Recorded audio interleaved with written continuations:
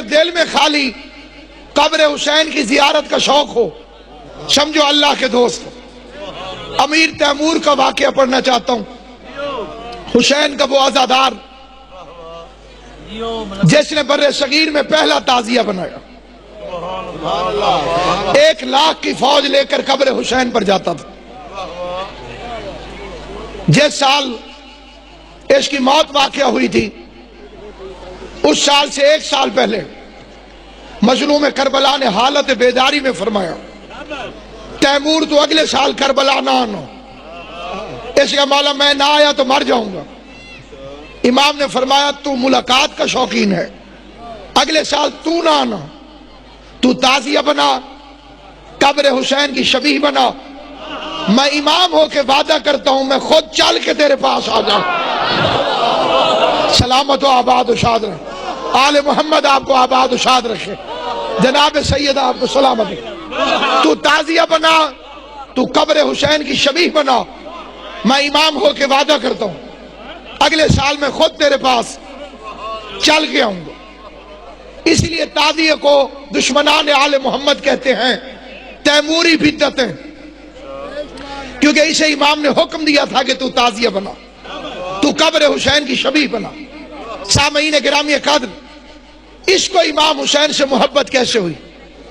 کتاب کا نام ہے تاریخ فرشتہ، لکھنے والا ہے محمد ابن قاسم فرشتہ، مذہب شیعہ سے نہیں اہل سنت سے ہے، بہت بڑا مورخ ہے، 7 جلدوں میں اس نے تاریخ ہندوستان لکھی۔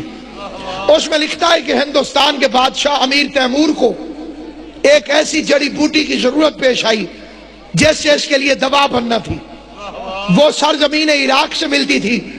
اس نے اسے لینے کے لیے اپنے خاص وزیر کو روانہ کیا۔ 2 مہینے کا عرصہ گزر گیا اور 2 مہینے تک وزیر واپس نہیں آیا۔ تیمور کے 4 نجومی تھے جنہیں 4 کونوں میں بٹھا کر یہ اپنا حساب کرواتا تھا، انہی کے فیصلے پہ لشکر بھیجتا تھا، انہی کے فیصلے پہ جنگ کرتا تھا، انہی کے فیصلے پہ صلح کرتا تھا۔ چاروں کونوں میں بٹھا کر بڑے لمبے مضمون کو اس عظیم ترین اجتماع اور امام حسین کے ذکر میں مختصر کر کے ایک پیغام کی صورت میں آپ کی خدمت میں پیش کرنا چاہتا ہوں۔ 4 نجومی 4 کونوں میں بیٹھے، اسے سوال کیا کہ بتاؤ نجومی کہاں ہے، وہ وزیر کہاں ہے؟ 4 نجومیوں نے متفقہ جواب دیا، انا للہ و انا الیہ راجعون۔ وزیر مر گیا۔ اس نے نجومیوں کی بات پہ یقین کیا۔ 1 مہینے کے بعد وہ وزیر صحیح سلامت واپس آ گیا، جس کے لیے 4 نجومیوں نے کہا تھا کہ مر گیا۔ بادشاہ نے پہلا حکم دیا ان کی گردنیں اڑاؤ، انہیں زندہ رہنے کا حق نہیں۔ کیوں؟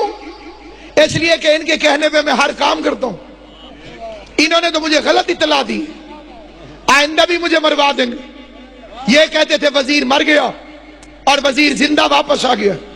سامعین گرامی، نہایت مختصر کر کے یہ فکر عرض کرتا ہوں، 4 نجومیوں کی گردنیں جھکی ہوئی تھی، جلاد تلوار تول کے کھڑا تھا۔ جب ایک نجومی کی آواز آئی، بادشاہ تو نے مارنا ہے، ہم نے مرنا ہے، بے شک قتل کر، زندگی کی بھیک نہیں مانگتا، لیکن آخری حسرت پوری کرواؤ، مارنے سے پہلے وزیر ملواؤ، ہم وزیر سے ملنا چاہتے ہیں۔ جس کے دل میں زیارت قبر حسین کا شوق جوان ہے، میں اس کی خدمت میں فکرہ پڑھنا چاہتا ہوں، ہمیں ایک مرتبہ وزیر سے ملوا، ہم آخری حسرت لے کے جانا نہیں چاہتے۔ ایک بندہ کہتا مر گیا ہے، بات ٹھیک تھی کہ اس نے غلطی کی ہے۔ 4 نجومی بیک وقت مختلف جگہوں پہ بیٹھ کر غلط نتیجہ برآمد نہیں کر سکتے۔ ہماری حسرت ہمارے سینے سے ختم کرواؤ۔ ہمارے مرنے سے پہلے ایک مرتبہ وزیر ملا، وزیر نجومیوں کے سامنے آیا، موت اور حیات کے درمیانی مقام پر کھڑے نجومی نے روتے ہوئے اس سے پوچھا، یہ میرا آخری سوال ہے، تو پوری ذمہ داری سے جواب دے تاکہ میں مطمئن ہو کے مر جاؤں۔ کہا پوچھ۔ اس نے کہا 1 مہینہ پہلے جمعرات کے دن مغرب کے وقت تو کہاں تھا؟ جس وقت ہم حساب لگا رہے تھے کہ تو مر گیا ہے، وہ جمعرات کا دن تھا، وہ مغرب کا وقت تھا، وہ 1 مہینے پہلے کی تاریخ تھی، تو کہاں تھا؟ تھوڑی دیر سوچنے کے بعد وزیر کہتا ہے قبر حسین پر. نجومی دیکھ کے کہتے بادشاہ ہمیں چھوڑ دے, ہم نے غلط نہیں کہا تھا. اس نے کہا تم کہتے تھے مر گیا, یہ کہتا میں کسی قبر حسین پہ تھا. قرآن مجید کی عزت کی قسم سنی عالم لکھتا ہے, نجومی دیکھ کے کہتے بادشاہ ہمارا حساب بتا رہا تھا کہ وزیر بہشت میں ہے.